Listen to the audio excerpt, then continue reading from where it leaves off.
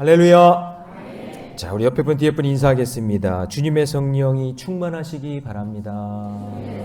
충만하시기 바랍니다. 네.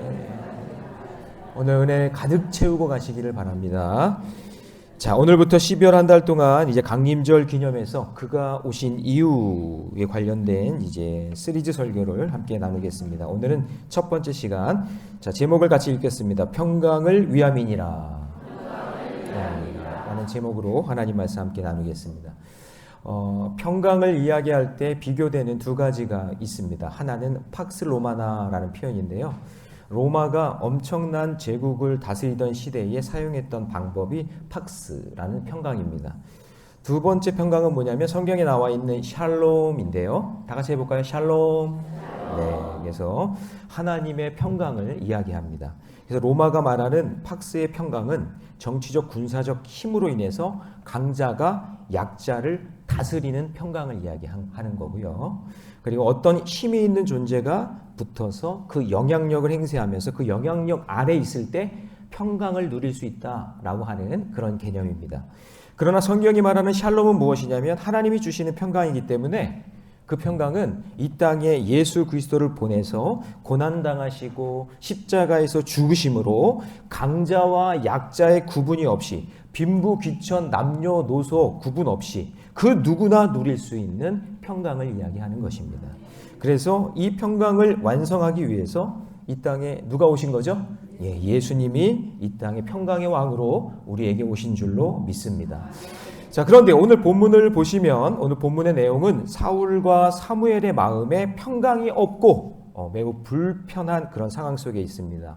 사울은 자기 고집대로 되지 않으니까 계속해서 불순종하면서 거짓 맹세하고 변명하고 그리고 회피합니다.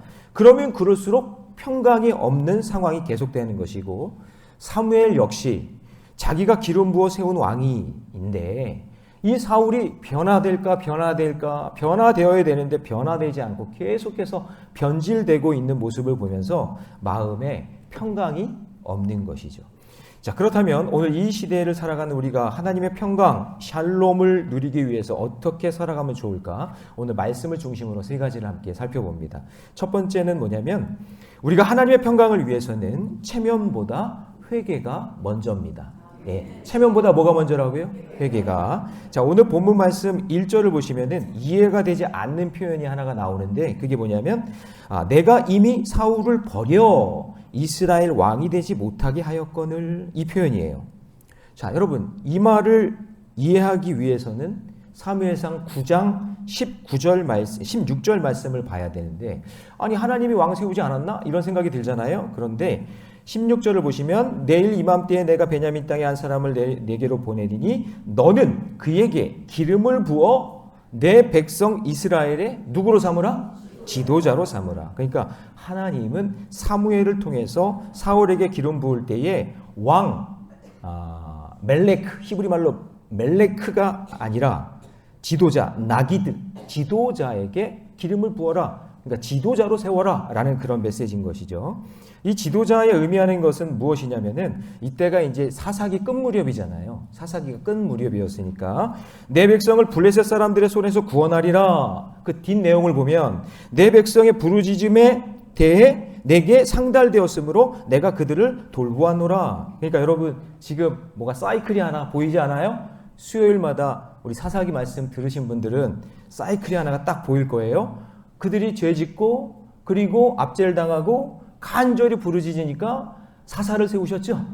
그런 것처럼 왕정시대가 아니라 사사시대의 입장에서 블레셋을 물리칠 사사 한 명을 세운 거죠. 지도자 한 명을 세운 거예요. 그게 하나님 입장에서는 사울인 것이죠. 이스라엘 백성들 입장에서 사울은 아주 준수한 인간 왕이었지만 하나님 입장에서는 지도자에 불과한 거죠. 여러분 이 온도 차이가 느껴지십니까? 하나님은 인간과 하나님이 생각하는 차이가 있는 거예요.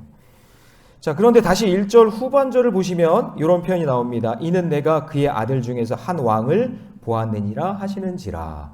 여기서 아까는 9장에서는 지도자인데 이제 하나님 처음으로 왕이라는 표현을 하시는 거예요. 멜레크라는 왕을 이제 세우겠다라고 언급하시는 거죠. 그러니까 9장과 16장에서 왕에 대한 온도차가 있다는 사실을 아셔야 됩니다. 성급하게 인간 왕을 원했던 인간의 뜻, 그 뜻은 9장에 있었고, 그리고 진짜 왕을 위한 하나님의 뜻은 지금 이제 16장에서 펼쳐지기 시작하는 겁니다.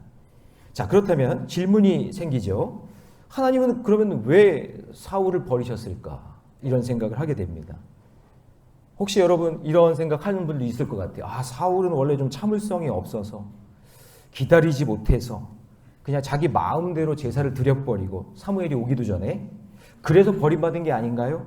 또 어떤 분이 이렇게 생각할 수 있을 것 같아요. 아말렉을 진멸하라 라고 하셨는데 좋은 것은 자기가 다 취하고 그게 들통나니까 하나님께 드리려고 했다고 그러면서 거짓말을 하잖아요. 자, 이것 때문에 버림받은 거라면, 그러니까 아까 얘기한 것처럼 기다리지 못해서 아니면 거짓말해서 그것 때문에 버림받은 거라면 솔직히 우리 모두는 다 버림받아야 마땅한 사람들이죠. 우리가 얼마나 기다리지 못합니까? 우리가 얼마나 거짓말을 잘합니까? 그러니까 그게 아니라 기다리지 못한 죄, 욕심 부리고 거짓말한 죄, 뭐가 그렇게 뭐 큰 죄를 저질러서 그 죄 때문에 버림받은 것이 아니라 뭐냐면 죄를 졌는데 뭐를 안 한 거예요? 그렇죠. 회개하지 않아서 하나님과의 관계가 깨진 것이고 그로 인해 평강이 깨졌기 때문에 버림받게 되는 겁니다. 사울은 정말 핑계를 잘 댑니다. 잘 되면 모두 자기 때문이고 안 되면요 사무엘 탓하고요. 잘 안 되면 백성 탓하고 심지어 자기 아들이 막 용감하게 싸워서 이겼는데도 제비법작을 해가지고 아들 탓합니다. 한 번도 하나님께 회개했다는 얘기가 없어요. 그러다가 더 이상 핑계댈 것이 없으니까 사무엘상 15장 30절에서 이렇게 말합니다. 같이 한번 읽어볼까요? 시작. 사울이 이르되 내가 범죄하였을지라도 이제 청하. 자, 여러분 지금 이 사울의 워딩을 한번 보세요. 내가 범죄하였을지라도. 여러분 이건 회개가 아닙니다. 진정으로 회개했다면 하나님 제가 잘못했습니다. 제가 범죄했습니다. 제가 하나님 말씀을 어겼습니다. 저를 용서해 주세요. 제 책임입니다. 이렇게 나와야 되는데 범죄하였을지라도 그러면서 장로들과 백성들 앞에서 나를 높이사 내가 당신의 하나님께 경배하는 모습을 보여서 자기 체면을 높여달라는 거예요. 여러분 성경은 죄가 없고 허물이 없는 사람을 사용하는 것이 아니라 잘 들어보세요. 어떤 죄를 지었어도 그 죄를 인정하고 그 죄값을 달게 받고 회개하며 주께 나오는 사람, 그 사람에게 평강을 부어주시고 그 인생을 회복하게 만드는 그런 인생으로 만들어 주시는 거예요. 그래서 여러분 늘 얘기하지만 베드로와 가룟 유다의 차이점이 뭐예요? 가룟 유다가 더 나쁜 놈이에요? 여러분 예수님 부인한 건 똑같은 거예요. 그냥 돈 받고 안 받고 그 차이인 거지. 그런데 베드로는 회개했어요. 할렐루야. 근데 가룟 유다는 후회합니다. 회개하지 않고 후회한 차이점이 있는 거예요. 그 교회 안에서 진정한 회개와 용서 없이 누가 잘못하나 눈 불을 켜고 찾다 보면 여러분 우리는 모두 다 뼛속까지 죄인이기 때문에 공동체는 무너지는 거예요. 죄 지적하기 시작하면. 너 이것 때문에 네가 이게 문제다. 이거 문제다. 그러니까 여러분 항상 문제를 얘기하는 사람은 그게 그 사람의 문제인 거예요. 그렇게 생각하시면 돼요. 자꾸 누구 허물 들춰내고 지적하고 막 그러는 거는 그게 자기 문제인 거예요. 그게. 서로 물고 뜯고 서로 흠만 찾아내고 비난하다가 여러분 교회 반쪽 나고 새가족 교회 떠나고 젊은 청년들 교회 떠나고 교회 엉망됩니다. 진짜 엉망돼요. 지금 그런 교회들이 얼마나 많은지 몰라요. 그런 교회들이. 그런데 자기 잘못을 인정하고 할렐루야 서로 회개하고 하나님 앞에 무릎 꿇고 눈물로 자기 잘못을 통회하고 자복할 때에 비로소 그 안에서 하나가 되고 성령이 역사하는 거예요. 성령이 내게 임했다는 얘기는 뭐냐면 하나님 앞에 내가 자복할 것이 있는 거예요. 회개의 영이 임하는 거예요. 하나님 제가 이게 잘못입니다. 하나님 제가 이게 잘못했습니다.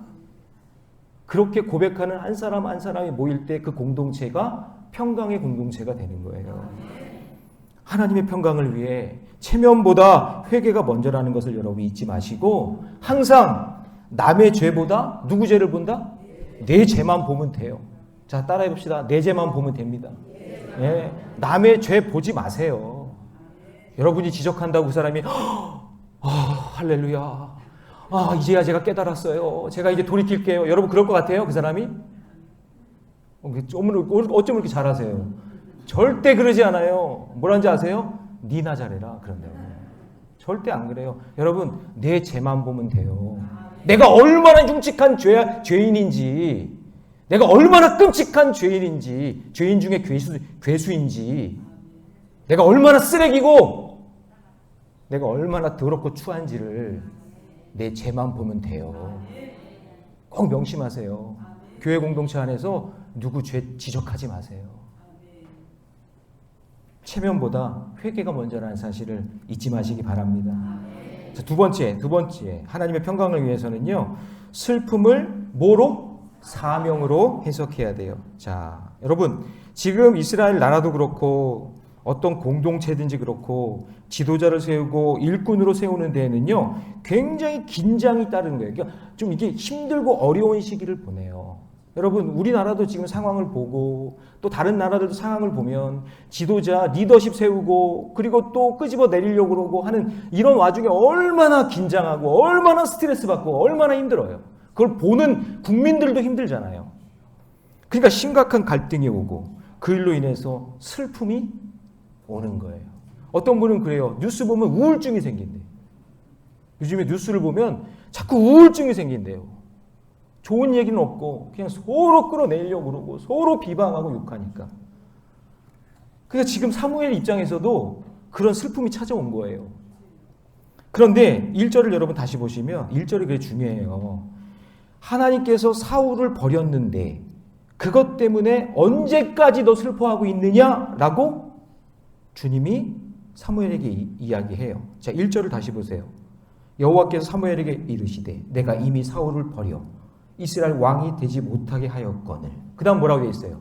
내가 그를 위하여 언제까지 너 지금 슬퍼하고 있을까? 너 그거 보면서 언제까지 그렇게 우울해하고 언제까지 그렇게 답답해하고 있을 거니?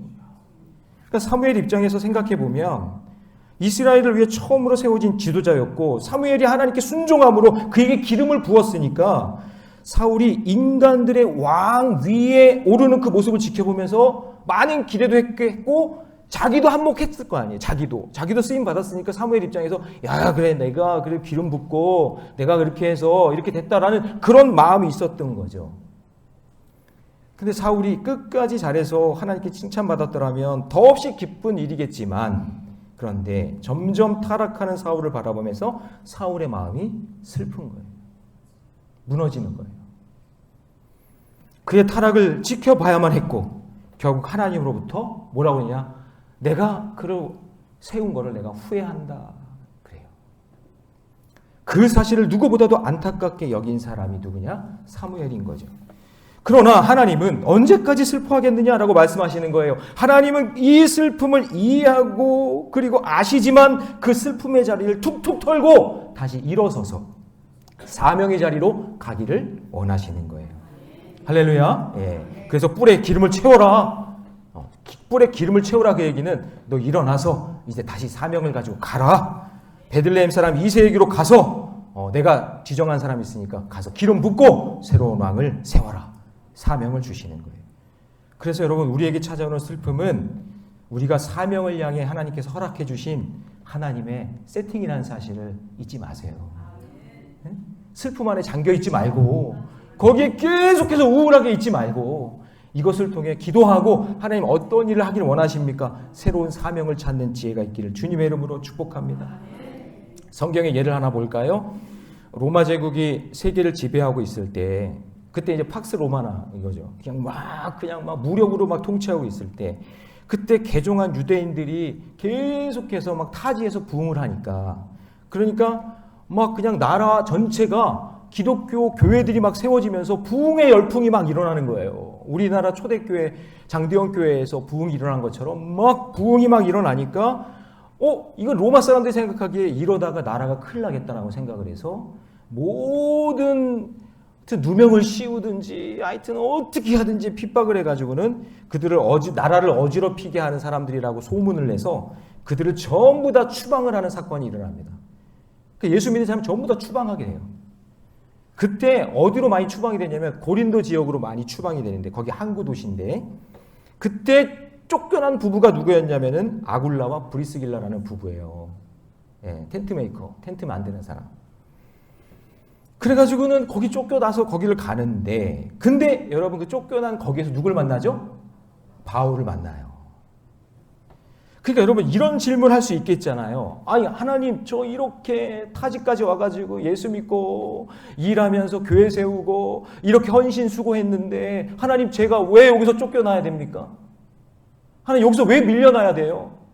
하나님 이럴 수 있어요? 저 잘되게 해줘야죠. 사업도 번창하게 해줘야 되고 그리고 그냥 뭐가 그냥 대박나게 해줘야 되고 그냥 일도 잘 되고 복음도 잘 전해지게 되고 이런 일들 일어나야 되는 거 아닌가요? 라고 반문할 수 있잖아요. 하루아침에 거짓골이 된 거예요. 미래가 불투명해요. 하나님의 이해가 안 되는 거죠. 그러나 여러분 그 고린도 교회에서 사도 바울을 만나게 되면서 거기서 다시 한번 놀라운 사명을 깨닫게 되는데 사울의 직업도 뭐였어요? 텐트 메이커였잖아요. 그러니까 어느 날 그냥 딱 만나게 되더니 마음이 통하면서 거기서부터 다시 한번 불붙기 시작하고 부흥의 역사가 일어나는 거예요. 그러니까 쫓겨났는데 안 좋은 일이 일어났는데 불행한 일인데 그런데 하나님은 그 일을 통해서 새로운 사명을 얻게 하시는 거죠. 여러분 잘 보세요. 고린도가 한 부부에게는 추방당한 슬픔의 장소였어요. 그런데 사도 바울을 만나면서 거기서 사명의 장소로 어떻게 돼요? 바뀌게 된다는 사실을 아셔야 됩니다. 여러분 이것이 우연이라고 얘기할 수 있을까요? 아닙니다. 하나님의 특별한 섭리를 저와 여러분에게도 가지고 계심을 믿으시기 바랍니다. 이처럼 하나님은 우리 인생이라는 여정을 통해 슬픔을 사명으로 해석하는 눈을 열어주실 줄 믿습니다. 지금 사무엘은 슬픔에 잠겨 있어요. 왜죠? 지도자 사울 자기가 세웠는데 자기가 세웠다고 생각했겠죠. 그러니까 마음이 무너지고 너무 슬픈 거죠. 진짜 왕을 세우라고 하시는데 보이지는 않고 찾을 수는 없는 거예요. 근데 여러분 그 사건 속에 그 슬픔 속에 하나님께서 새로운 일들을 준비하고 계심을 믿으시기 바랍니다. 지금 여러분이 처해 있는 슬픔은 무엇입니까? 하나님의 섭리가 담긴 사명으로 지금 여러분을 이끌고 계신 그 주님을 바라보시기 바랍니다. 혹시 어떤 슬픔의 자리에 있나요? 아니면 내 슬픔을 알아주는 이가 아무도 없습니까?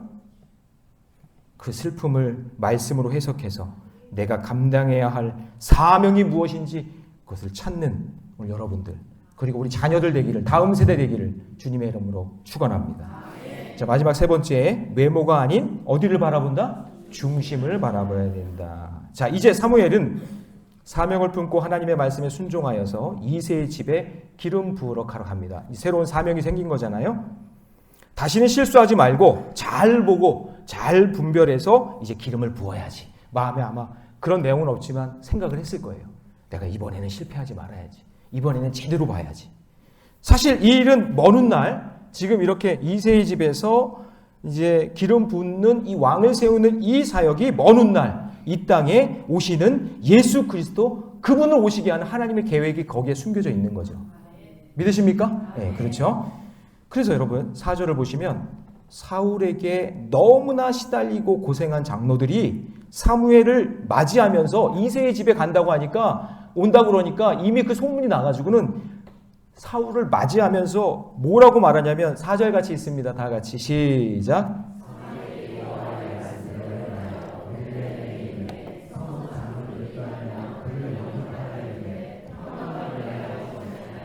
평강을 위해 오시나이까? 우리 여태까지 사울에게 진짜 힘들었는데 정말 예, 세상 말로 그냥 그냥 또라이 같은 저 사울 때문에 내가 진짜 너무 힘들고 너무 괴로웠는데 진짜 이제 좀 우리에게 좀 평강을 좀 주시려고 지금 오신 겁니까? 그랬단 말이에요. 이때 사무엘이 5절에서 믿음으로 대답합니다. 자, 5절 같이 있습니다. 시작. 이르되 평강을 그냥 바로 얘기하는 거예요. 평강을 위함이니라. 그것 때문에 내가 왔다. 내가 평강을 그것 때문에 내가 왔다.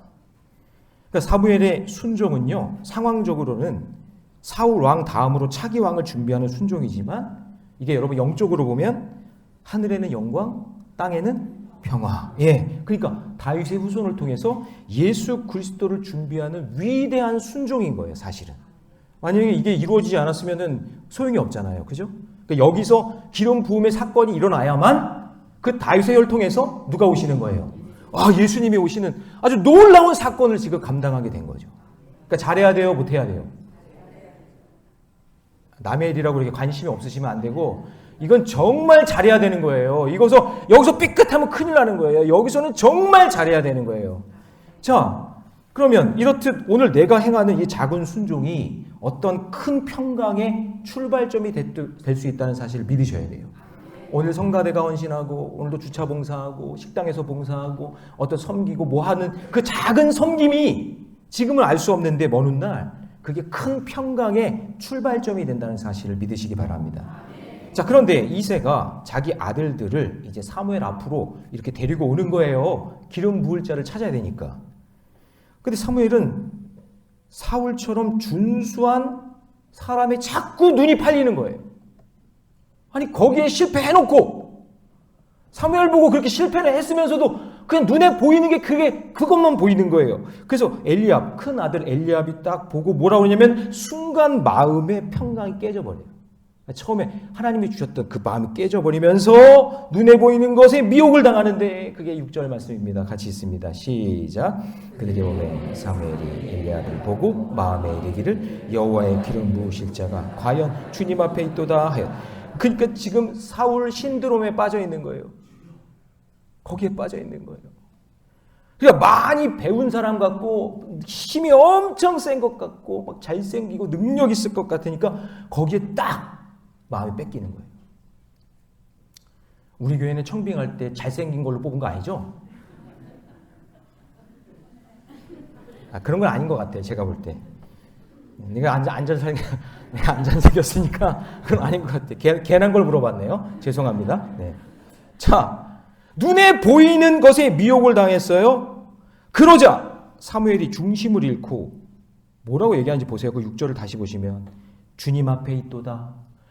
하나님 찾았어요. 다음 왕 싸움 사람 찾았어요. 지금 이렇게 얘기하고 있는 거예요.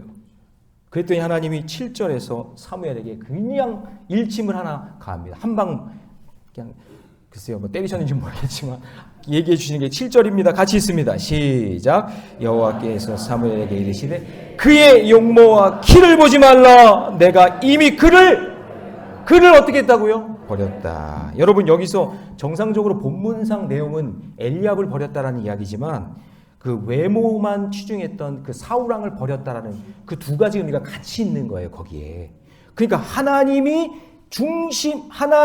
그 중심이 교만한 그 사울을 하나님이 버렸듯이 동시에 용모와 키만 보이는 엘리압을 거절하시는 이중적인 표현을 지금 하고 있는 거예요. 여러분, 사람은 영적인 한계가 있어서 외모를 볼 수밖에 없어요. 그렇죠? 누가 외모를 안 보겠어요? 저도 외모 보고 결혼했거든요. 믿거나 말거나. 외모가 주는, 여러분, 외모가 뭐 주는 개인적인 유익이 있어요? 그 있잖아요. 있어요. 인간은 어쩔 수가 없어요. 그만큼 여러분, 외모나 이런 거, 여러분 해야 될 스펙 같은 거를 잘 챙겨야 돼요. 그거 관리해야 되는 거예요. 중요한 겁니다.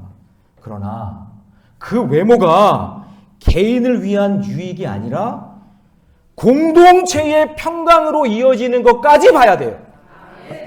이게 그냥 내 눈에 보이게 좋은 게 아니라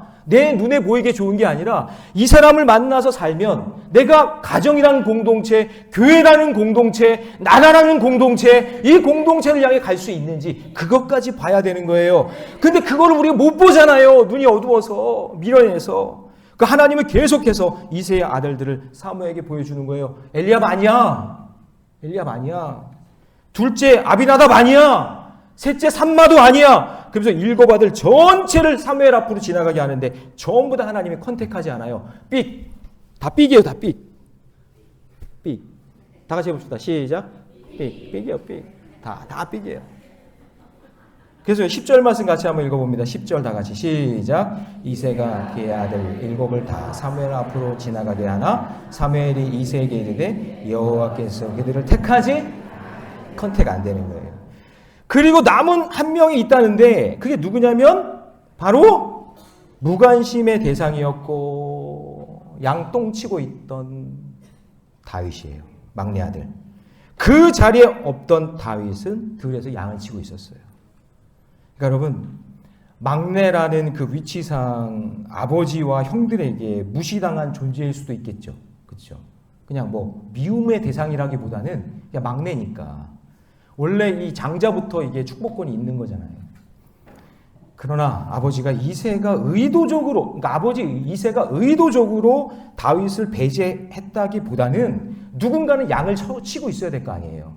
그러니까 누군가는 양을 치고 있다 그러면은 막내가 하는 게 낫잖아요. 그 막내를 시킨 거예요. 설마 저 막내가 왕은 아니겠지. 뭐 이런 마음이었겠죠.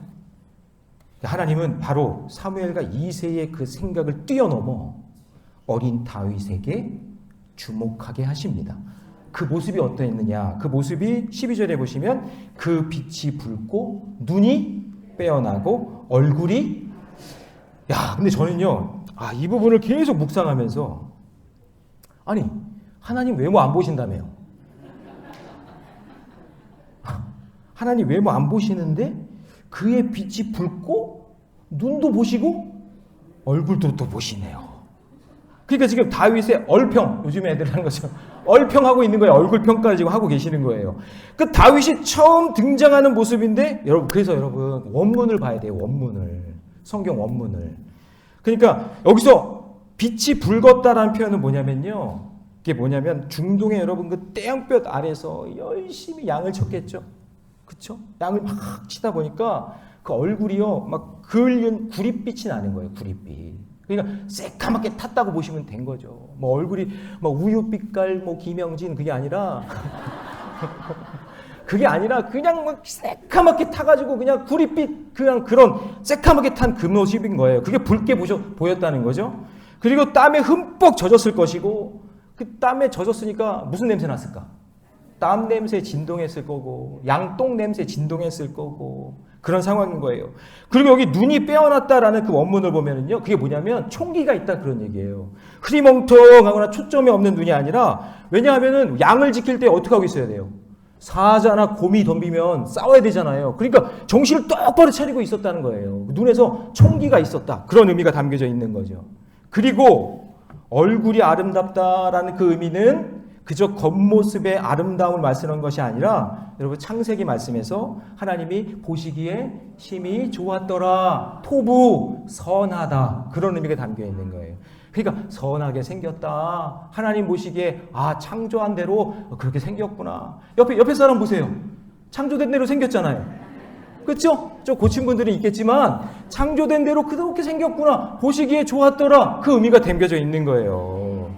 그러니까 하나님이 지으셨는데 딱 보니까 악한 것이 없고 선하고 하나님이 지으신 본연의 모습을 가지고 있었더라. 그 얘기인 거죠. 그러니까 하나님이 지체하지 않고 바로 컨택합니다. 그게 여러분 12절 말씀 속에 같이 읽습니다. 시작. 이에 사람을 보내요.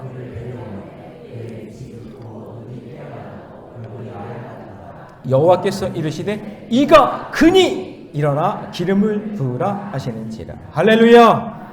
여러분 이건 만약이에요. 만약인데 다윗이 사무엘에게 잘 보이려고 자기가 이제 내 순서가 왔네? 이제 그럼 내가 왕인 거야? 이런 마음에 오던 길에 목욕을 싹 하고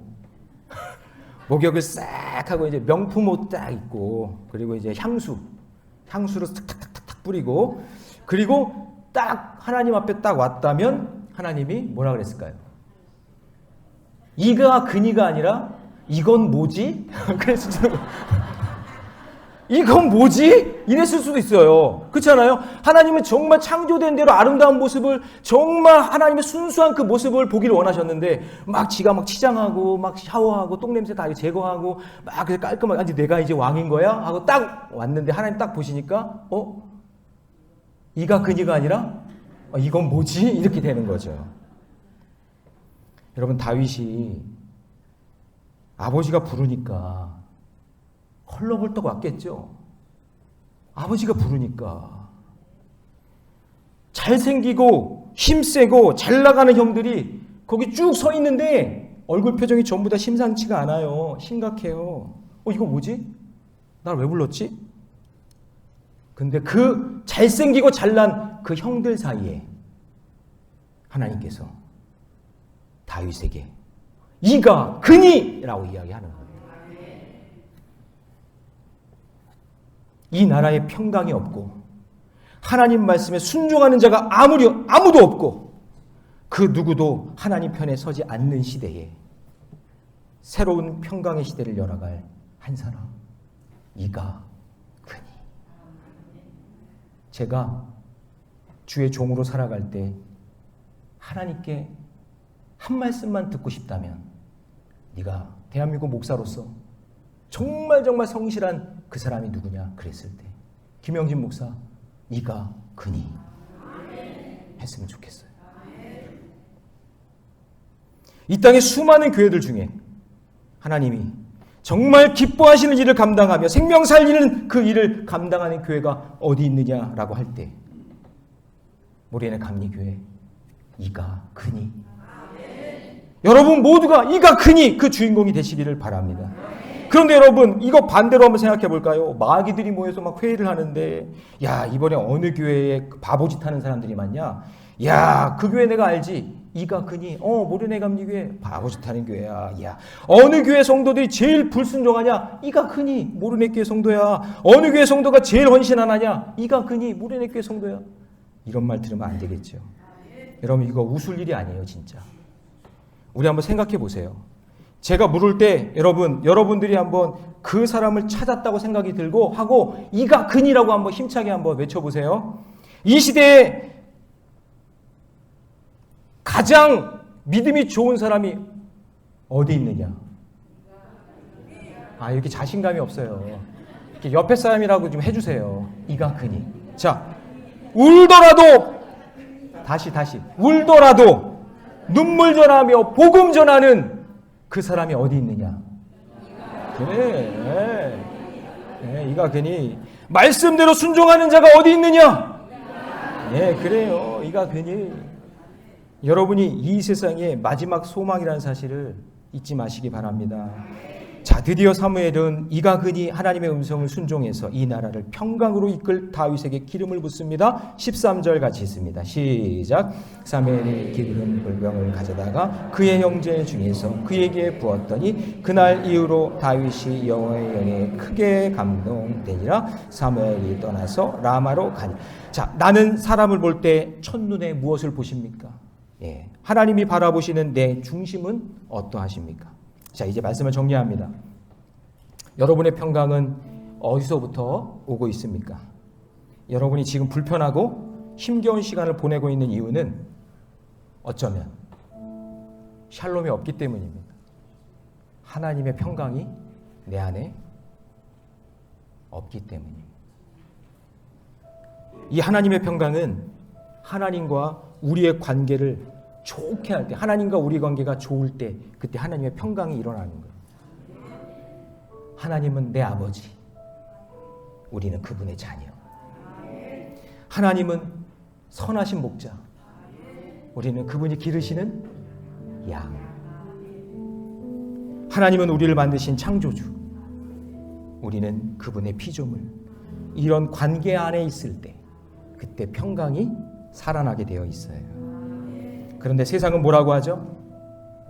그런 평강 필요 없어. 돈이 최고야, 돈이 최고.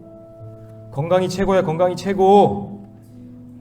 그러나 여러분, 돈이, 건강이 그게 내 마음대로 되나요? 그게 되지 않으니까 그때부터 평강이 무너지고 하나님 원망하고 불평하기 시작하는 거예요. 여러분, 그게 회복되기 전에 먼저 누구와의 관계? 하나님과의 관계를 잘 맺으세요.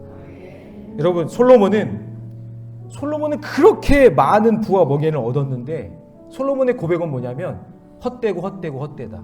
그 얘기 뭐예요? 평강이 없다, 그 얘기예요.